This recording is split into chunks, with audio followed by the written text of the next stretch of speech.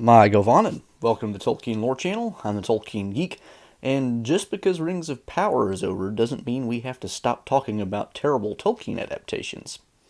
Ooh. Wait, did I call it an adaptation? Ooh! Anyway, putting that aside, the other adaptation that I had in mind is one that, of course, never reached the screen, and unlike the John Boorman script, which just completely debased Tolkien, this one, the Zimmerman script, was just downright silly, and Tolkien had no compunction about letting people know that. The actual script is one that I don't have access to. I'm not sure anybody does. What I do have is access to the letters of J.R.R. Tolkien, and parts of two letters in which he addressed this script are in that volume, not the entire letter. You can get the entire letter if you're like a scholar. You can go to, I think it's Marquette University that has the actual, maybe it's not Marquette. I forget exactly where the full letter is kept, but there's a place that has the full letter, and if you're a scholar and you can get access to those kinds of things, you can get access to it, but I don't.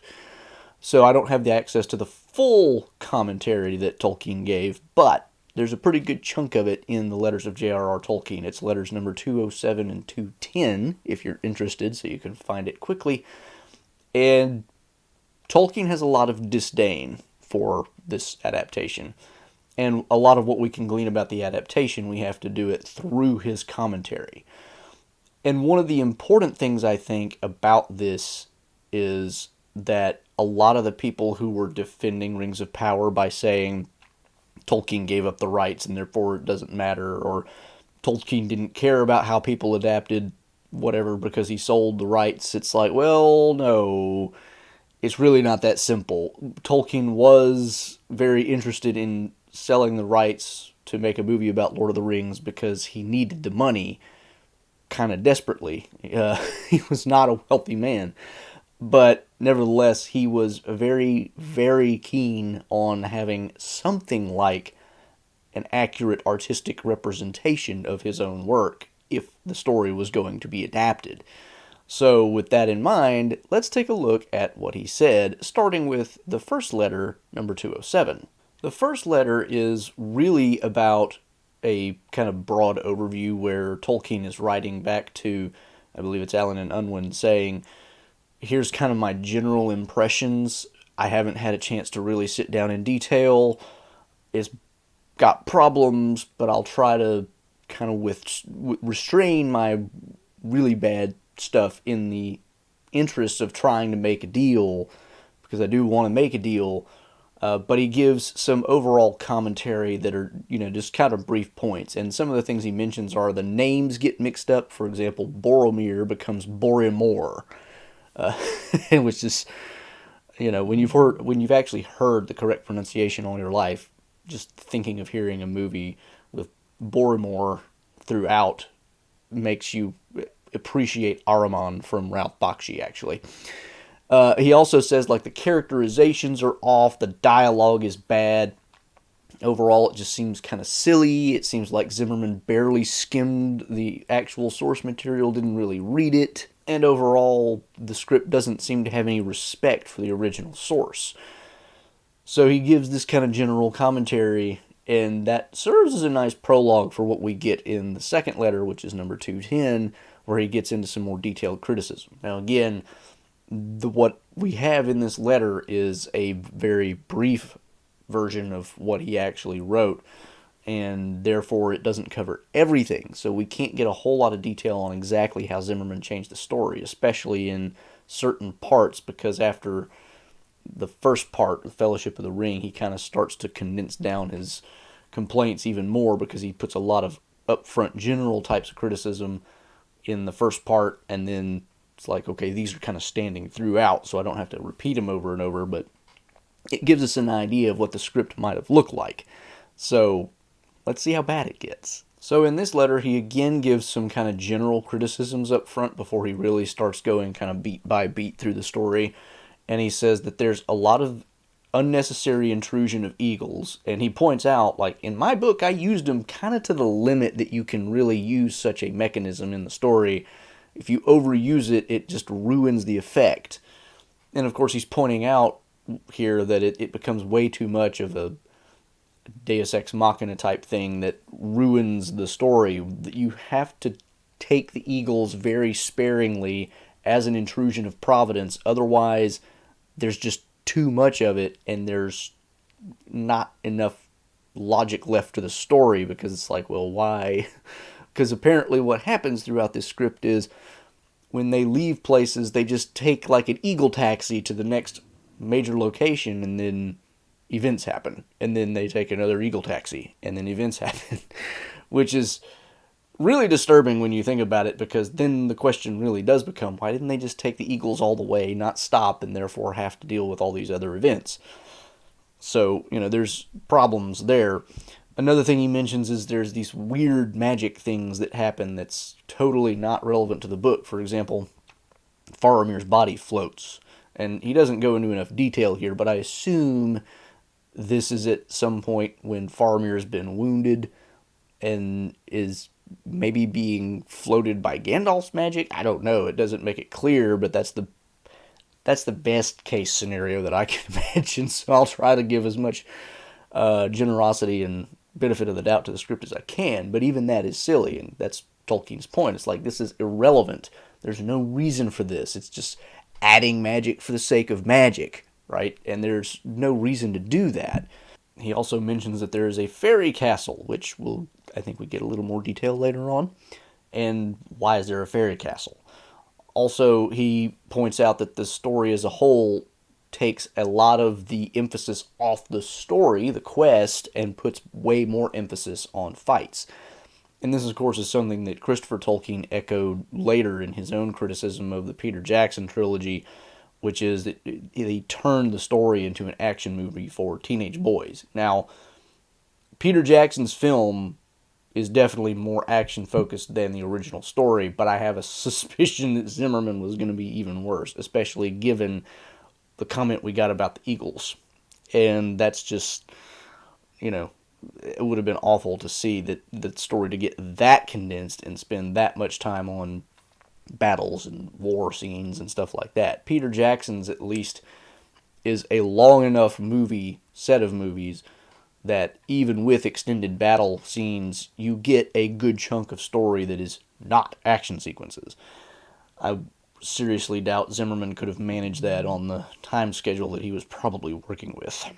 Now we start getting into some more detailed stuff, going kind of plot point by plot point, and we start in the Shire, and he says that some of the fireworks are of flags and of hobbits, and he's like, why? I've already got descriptions in the book as to what the fireworks, looked like, represented, things like that. You've got the mountain with the dragon representing Smaug flying around it, you've got spears, you've got flowers, you've got, descriptions of these fireworks are in the book. And he says, why are you changing it unnecessarily? And this is where my point earlier comes in. Tolkien is not happy with just completely unnecessary changes.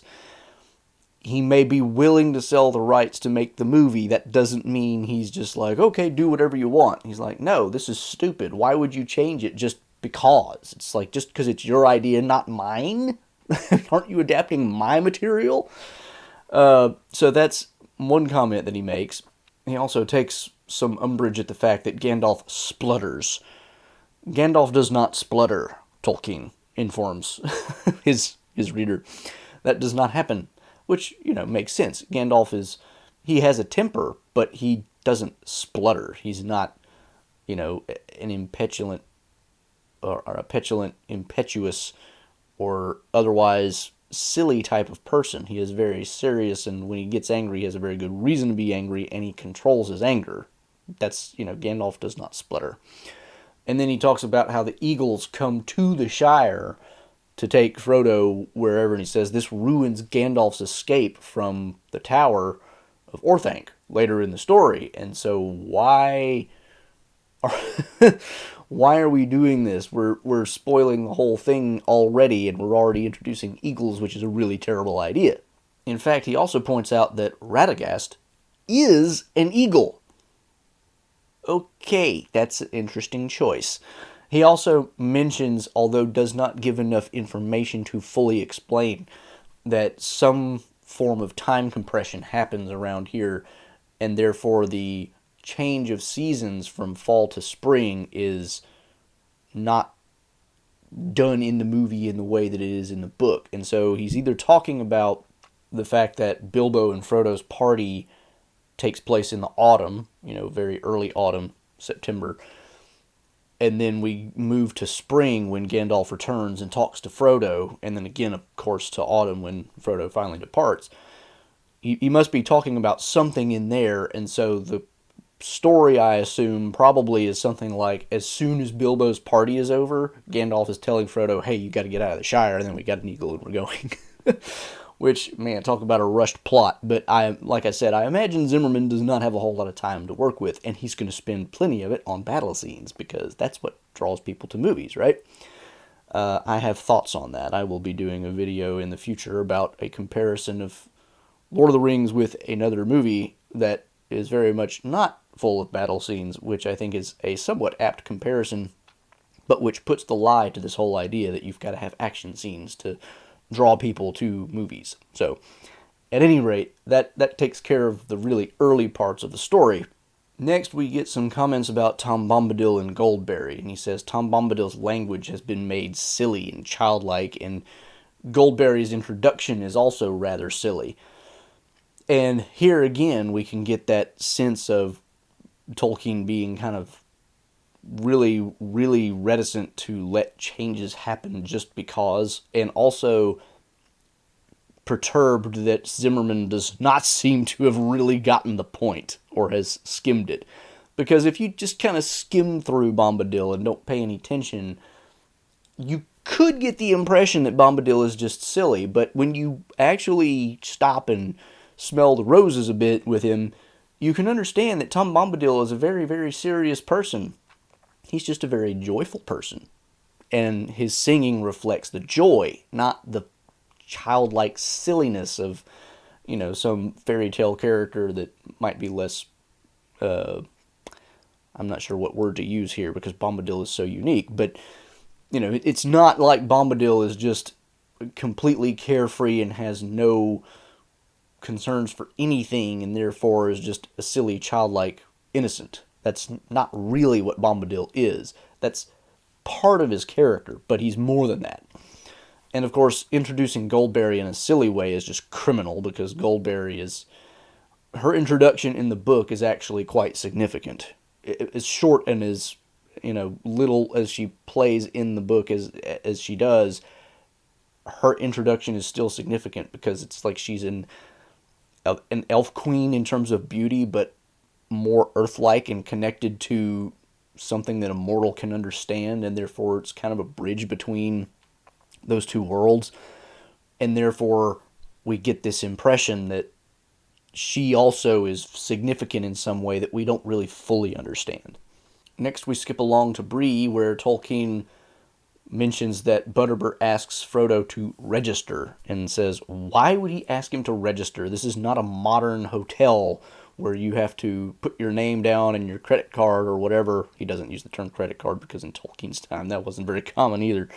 But, just the idea that Butterbur in something like a medieval setting would ask Frodo to register to stay at the inn is kind of absurd. He also points out that Strider sets out with the hobbits in the middle of the night when the Nazgul are at their most dangerous, which is exactly what he would not do, which is why Aragorn waits till the morning to set out and travels mainly by day and tries to stay hidden.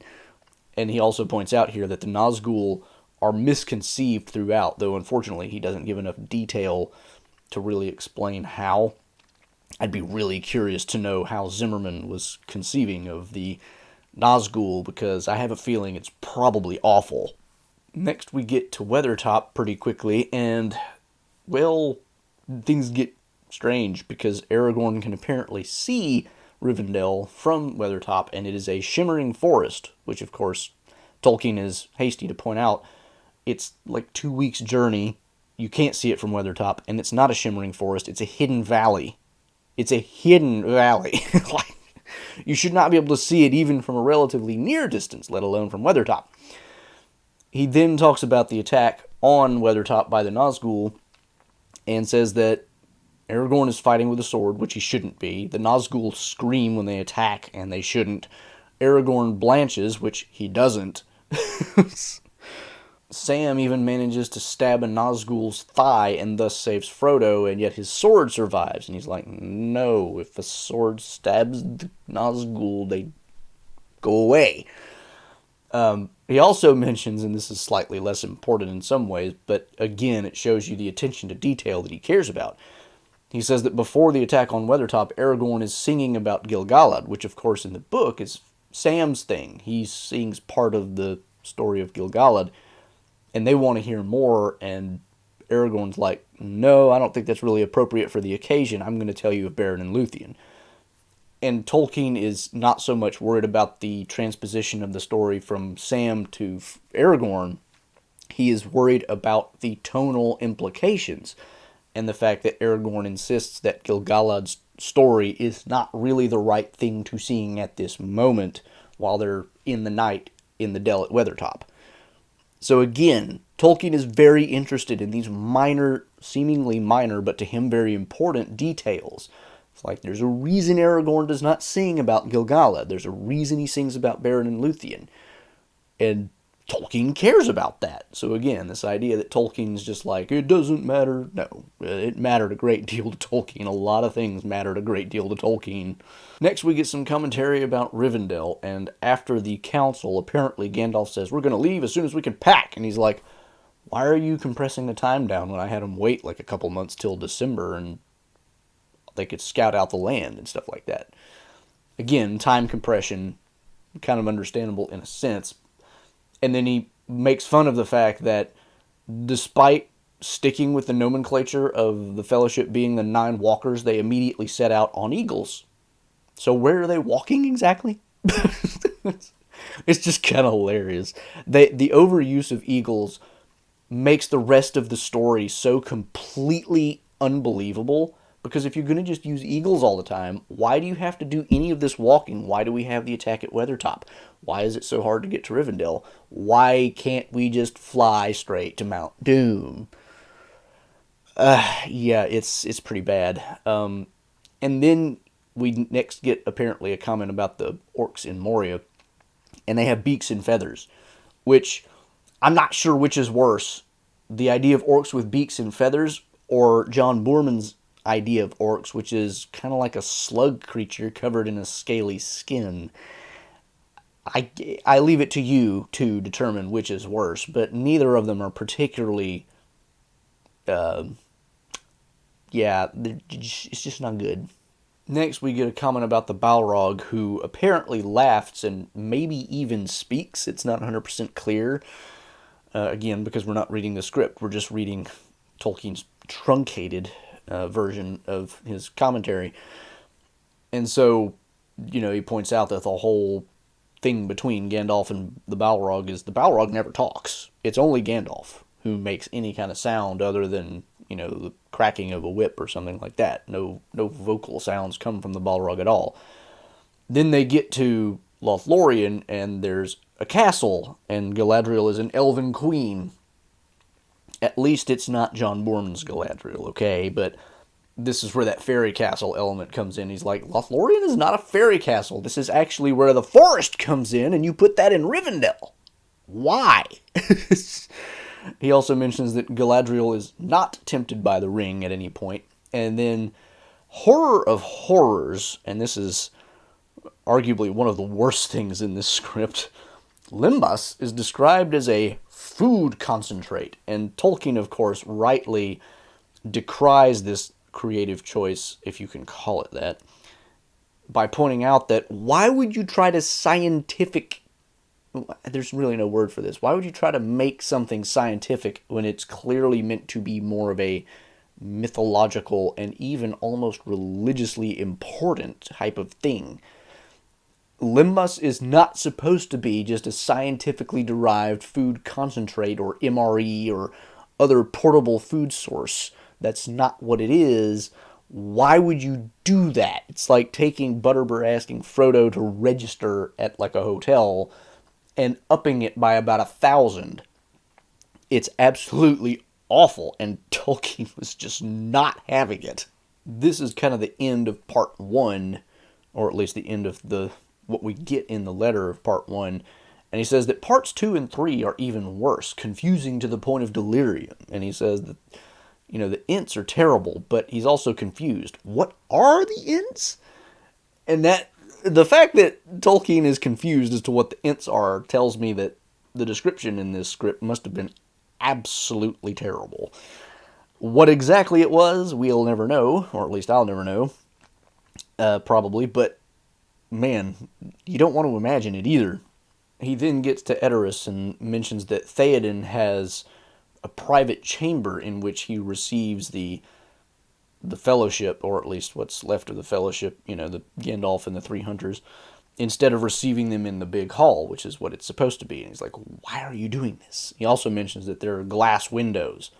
Why are there glass windows? This is like an Anglo-Saxon mead hall. There's not going to be glass windows, guys. So he's just pointing out, like, these changes make no sense in the context of the story. It doesn't fit. He also makes some comments about the battle at Helm's Deep, and he says it's so incoherent you might as well cut it. And in fact, he says, you might as well skip Helm's Deep and get on to, like, the main battle, because Helm's Deep is not narratively as significant. And if you're going to have to cut a bunch of stuff down for time, Helm's Deep would be a thing to cut.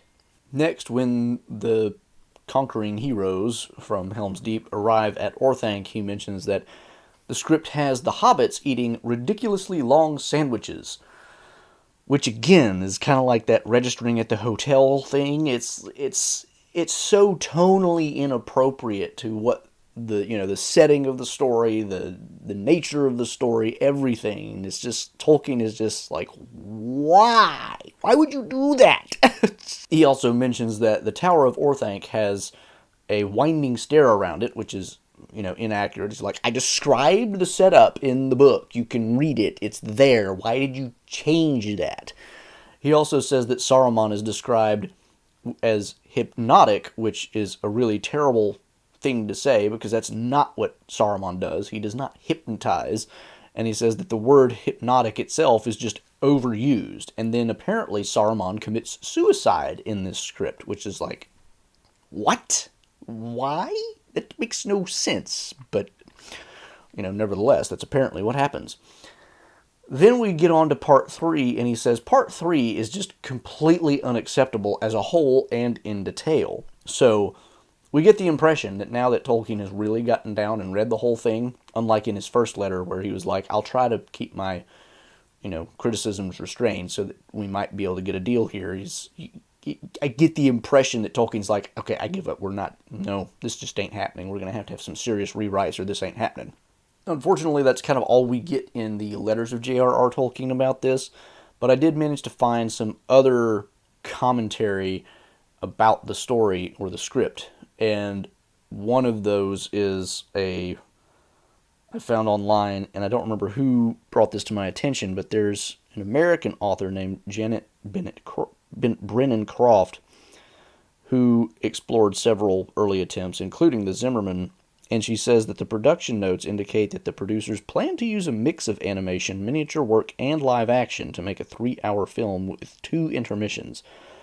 So that gives you an idea of the time compression that they were going to have to work with. 3 hours? Peter Jackson's Fellowship of the Ring alone is 3 hours, and it doesn't cover nearly everything that happens in the book. And none of the other adaptations even approach 3 hours, but they also don't try to cover everything. Ralph Bakshi manages to cover about half of the story in, I'm not sure exactly what the runtime is for that right offhand, but he's also cutting a huge amount of material in doing that. So, imagine trying to cover the entire Lord of the Rings in 3 hours with 2 intermissions. And just imagine trying to do it with miniatures and animation and live action all together. It makes you think of, say, a movie like Mary Poppins, where you've got humans side by side with animated characters and stuff like that. And, it just. I can't see Lord of the Rings being done in that style. It would be really awkward. Maybe you could make it work, but I have a feeling it wouldn't. She also mentions that Gandalf hypnotizes and psychically frog marches the eavesdropping Sam into Frodo's study, which is just like, that's not a Gandalf thing to do at all.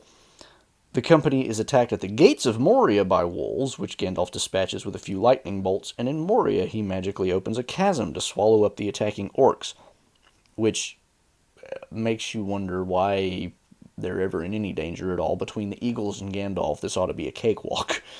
This also mentions that during Denethor's suicide scene, Gandalf levitates the body of Faramir from the pyre, so there's that reference to Faramir's floating body.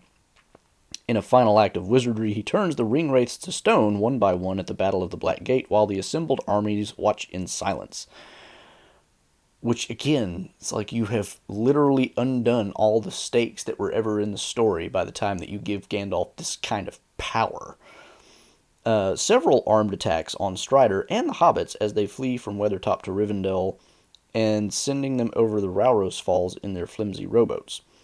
So there's just a lot of action scenes, apparently, in this movie that we didn't even get mentioned in Tolkien's letter, or at least the version that we get. Several armed attacks between Weathertop and Rivendell. Talk about ramping up the action in the movie. And then, just going over the falls in the boats. That's just, imagine, that's insane. Sam actually abandons Frodo to Shelob and carries the ring to Mount Doom himself. He realizes Frodo is still alive, but his duty to Middle-earth triumphs. Talk about ruining the story. Like, that is Sam's whole purpose and his character arc. That is... I mean, I can understand why in a really shallow reading you would be like, why didn't Sam just take the ring and finish the job himself? Because that's obviously the thing that he's got to do, right? And that's one of the things that Sam is wrestling with himself to do. I mean, that is legitimately a thing on his mind, but he comes to the conclusion that no, that would not work. And this was one of the things that I talked about with David Rowe in my interview with him about wisdom in Tolkien.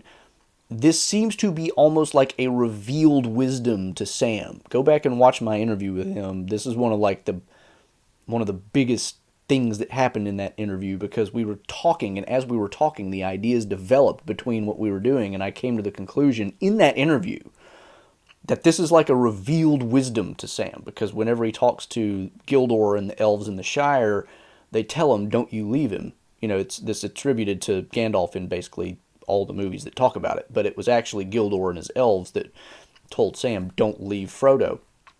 And after this, he tells Sam, I feel like I have this kind of a vision of what's going to happen, but not really clear. I just know I have to do something and see it through to the end.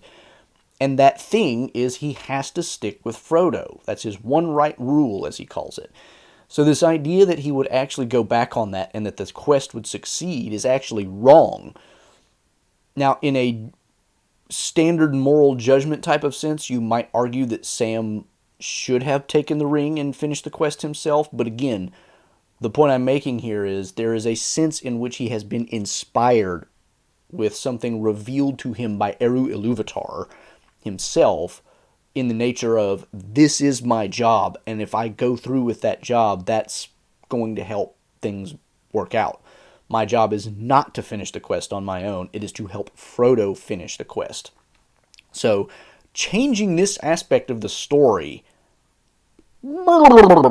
I mean, John Boorman did a number on the Lord of the Rings script, but this is worse than a lot of what Boorman did, if not everything that Boorman did. Changing it to Sam being the one to take the ring to Mount Doom and just leaving Frodo behind, that makes even Peter Jackson's whole Frodo and Sam separation at the Pass of Cirith Ungol look rather tame as far as changes from the script goes. And it gets worse! At the cracks of doom, Sam is about to toss the ring into the fire when he is attacked by a crazed Frodo, who in turn is attacked by Gollum with no indication of where either of them has been hiding since Shelob's lair. The weakly written ending has Frodo awakening in Minas Tirith after Aragorn's wedding and immediately sailing away with the elves. Ew. There are annoying spelling errors repeated throughout. The entire Treebeard sequence and the meeting with Faramir are both truncated to the point of unintelligibility, which tells you a lot about what Tolkien was complaining about. The intercutting of the separate storylines of the Two Towers and Return of the King is disorienting, switching from Mount Doom to the Black Gate every few seconds at the climax. Which sounds actually kind of a lot like John Boorman's script. We do get a little bit of an interesting tidbit about Zimmerman in comparison with Jackson, because apparently in both, the scene where Bilbo is trying to give up the ring, Bilbo ends up dropping the ring on the floor, and Gandalf refuses to touch it, leaving it for Frodo. Not only is the ring more obvious and visible menace, it allows the director to visually echo Bilbo picking up the ring in Gollum's cave. The Zimmerman treatment also vastly reduces the female character's importance, cutting Galadriel's temptation, bringing Arwen on screen only for her wedding, and dropping Eowyn's attraction to Aragorn. Which is rather the opposite, of course, of what Boorman did and what a lot of people would be tempted to do, and which would have been more logical in some ways, because it's kind of what Tolkien started with. Tolkien started with Aragorn and Eowyn getting married, and then as he wrote the story, Arwen crept in, and he's like, oh, I can redo the Beren and Luthien thing here.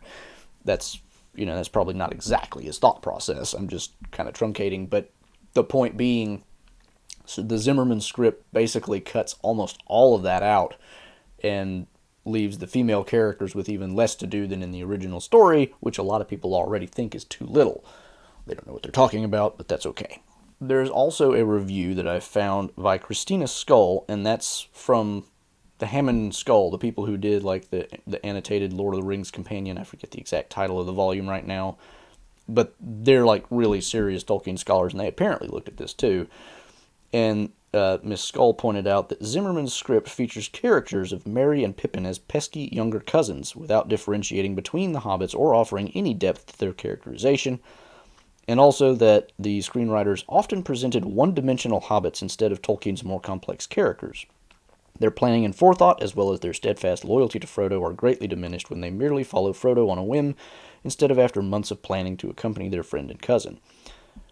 Which, of course, actually sounds a lot like Peter Jackson's version of Merry and Pippin, and that's one of the things that's really kind of sad about Peter Jackson's version, but it sounds like Zimmerman basically took the same approach. It's like there's no serious character development for Merry and Pippin in the Zimmerman thing at all, and Peter Jackson gives us some, but it's still not quite the same as the original story, where both Merry and Pippin are serious in their attempts to help Frodo from the beginning. They don't just happen to come along with him.